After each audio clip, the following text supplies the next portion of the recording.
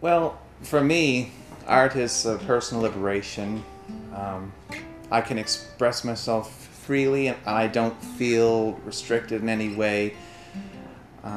It feeds my soul and I get a lot of fulfillment from being an artist. And, everybody has something that they like to do.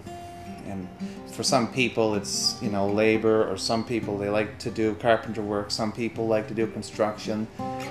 It's what makes them tick. It's what makes them get up and go every morning. And for me, when I lay down paint on a canvas, that's what gets me going, and that's what makes me tick as an individual. So 2 years ago, there was an exhibition on in Antigonish at the courthouse on Main Street, and there was a bunch of paintings in there. And I remember that day I just didn't have a lot to do that day, and I was walking down Main Street, and I saw the sign that there was art exhibition at the museum. I walked in, and as soon as I looked at the paintings, it opened up a totally new dimension that I had not known, and it crystallized the essence of what I was looking for up to that point. I find for me, and it's kind of different for every artist I think, but for me, if I have some soft music playing in the background, it helps. It's usually music by James Taylor or John Lennon, and I don't know why, but for me, that kind of mellow, inspirational music seems to kind of work for me.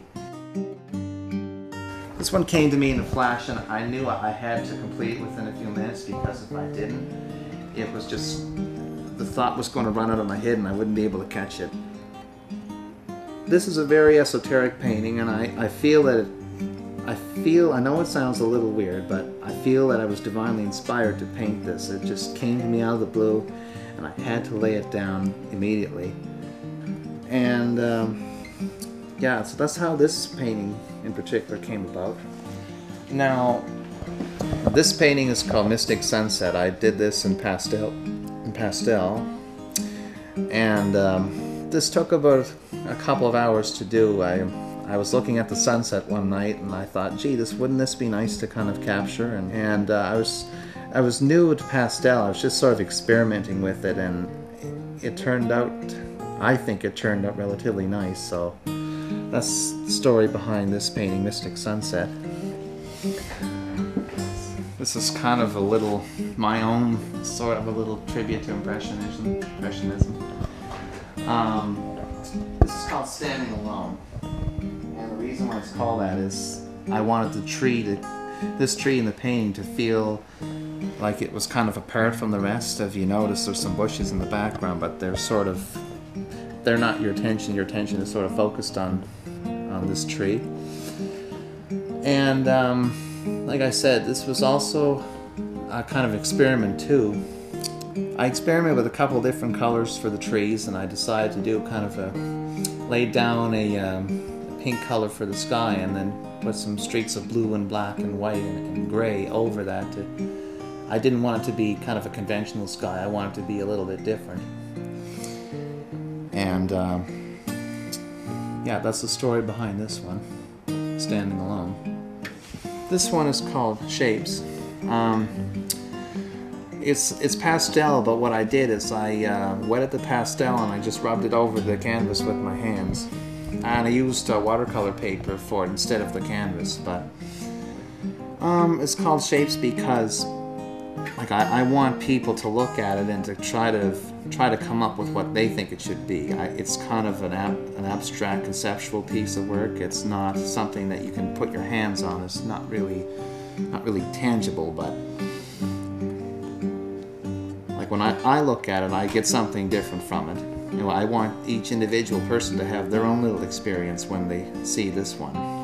This one is simply called Mountainside because it's just a big, huge mountain, and it's coming down at a bit of an angle. There's some houses at the bottom of it. This is entirely from my own imagination. I didn't look at a picture or a photograph. It wasn't in front of me.